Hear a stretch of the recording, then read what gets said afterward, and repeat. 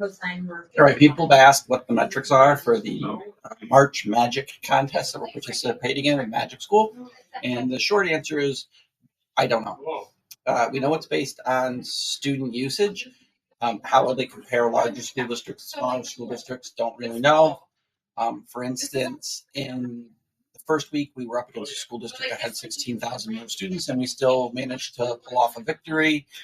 This week, round three, we're up against a school district that's kind of comparable, about 8,900 students. It's a county school district. So how do they see our metrics?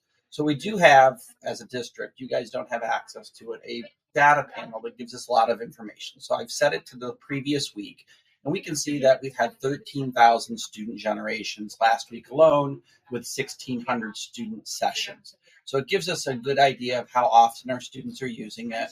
And then down here, we can see what tools are being used the most at Shen. Okay, so there's a lot of custom chatbots, a lot of writing feedback, and then some Quiz Me tutoring.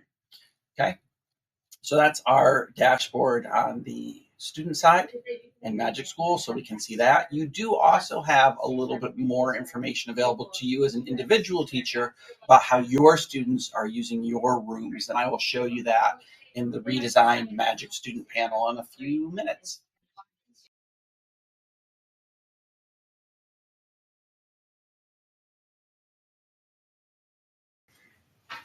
Okay, right up there at the top of the screen, you'll see a little bit.ly to get to this Google form. This Google form is what you need to complete if you want to get access to the Magic student tools within Magic School.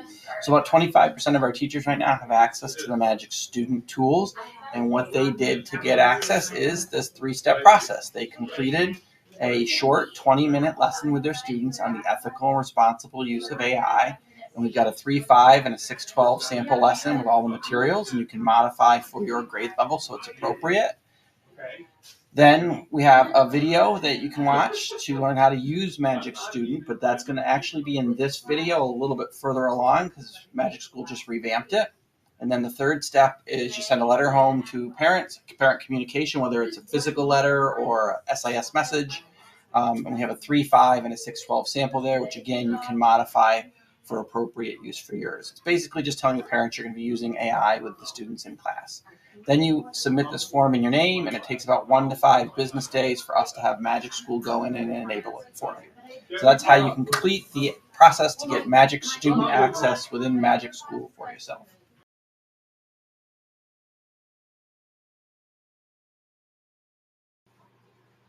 All right, and now notice that the former launch student rooms button over here now just says Magic Student, which is a change we've been waiting for. Or manage student rooms, something like that. So the fact that it now says Magic Student is an improvement, right? And up here, there's no longer a slider that says I'm on teacher tools or student tools. It's all incorporated in this one tab. So they did put a little reminder up here that you should click on this here to get to Magic Student. So when we click here, we now get a completely new screen that we haven't seen before. It's our dashboard. It shows us our most recent student rooms in Magic School. And then it shows us templates that we can add to our Magic School dashboard and add new rooms. So it makes a copy of those rooms for us and you can modify them as you want. They'll appear in the student rooms tab. So there are multiple things that you can do from here. One, you can create a new room, which we'll do in a second, but you can also manage your existing rooms. And you can go back to that old tool playground where you can try any of the student tools. However, you can't implement them or give them to students from this screen. It's really just for you to assess whether or not it's the right tool to use. So in our student rooms dashboard, you can see all the rooms you previously created, and mine are anonymous rooms that allow anyone to sign in. But you can see this one has 36 samples. So I'm going to just take you into a room real quick because you may not know this, but much like earlier in the video when I showed you the district metrics, you can see individual room metrics. So if you click on this room activity tab, once you're in a room, it is going to load it as the previous 7 days. So you're going to unclick that. And then down here, you'll be able to see what tools are being used by your students and how engaged they are. You'll also be able to see the total usage of the room. Okay, and you can see it for any time period you want. So that is a great way for you to delve into how engaged your students are with the room you've created. Okay, So back to here, how do we create these rooms? That process really hasn't changed.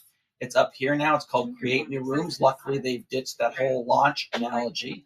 So when we create new rooms, it's going to take us to a screen where we'll be able to fill out a name for the room and give it some basic data. So we'll call this sample room. And for professional staff or kindergarten, whatever grade level you want, okay? Max students doesn't matter if you're going to require them to log in with Clever. However, if you are using this with adults, parents, or staff, you would uncheck that and probably set this number to 5,000. And then people can use the room without having to log in. And each time they log in, it's going to tick one off that 5,000. So you can always go in and reset it later on. So I'm going to make this room for adults. So I'm going to click next. Here's where I pick the tools. I'm going to pick the character chatbot. It appears up here. I'm going to click it again. Now I have 2 of those character chatbots up here. Okay, so now I can customize each of those however I'd like. I'm going to click next. And then I go in and customize that tool. So we'll make this one Romeo. And then down here, we'll tell it to take the role Romeo from Shakespeare's Romeo and Juliet. And then these eyeballs are very important because right now, if we leave this room like this, the students can come in here and make changes and talk to SpongeBob SquarePants instead of Romeo. So what we're going to do is we're going to close that off, and it doesn't give the students the option of changing this. I'm also going to make the voice a male voice. The bottom 2 are male, the top 2 are female, in case they want to hear it read to them after the answer. So I click next. I test it thoroughly before I save it, although you can come back in at any time and make edits. So I click save. You'll notice that's now up here under customize. I would repeat that with this one and save Juliet up here, also customize. Once I'm done setting up the room, I click launch. That makes it available to your students, but they won't know how to get to it until you share a link with them in one of 2 ways. So either you can copy this address and send it to them via email, paste it in Seesaw, paste it in Google Classroom, however you want, put it up on the board in shortened form, or you can post directly to Google Classroom, or just like any assignment, it will provide a link to the students to get to this room and use those 2 tools that you created and populated the room with. At any point in time, you can get back to that screen by clicking Join Info up here. You can also pause or lock your room so that students can't get into it.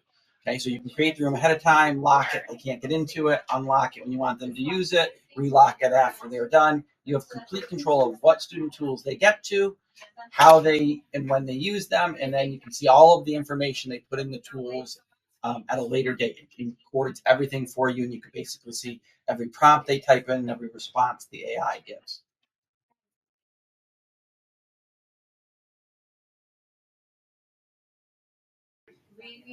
One of the best things about teaching, right, is stealing other people's great ideas to use in your classroom and modify them. So what we've done for you is we've created this Magic School Student Room database, and actually we're going to partner with other school districts to populate this database. So basically what it is there's a form at the top here that when you click on it, you can fill out when you have a successful room that you've used with your students you want to share.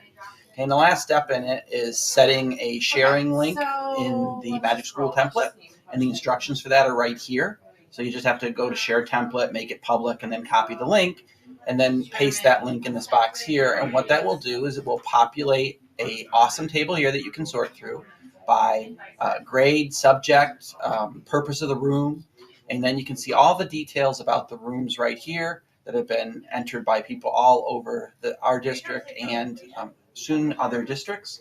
So that how do you get to this? That's the address that's going to be up there at the top. It's a bit.ly/CD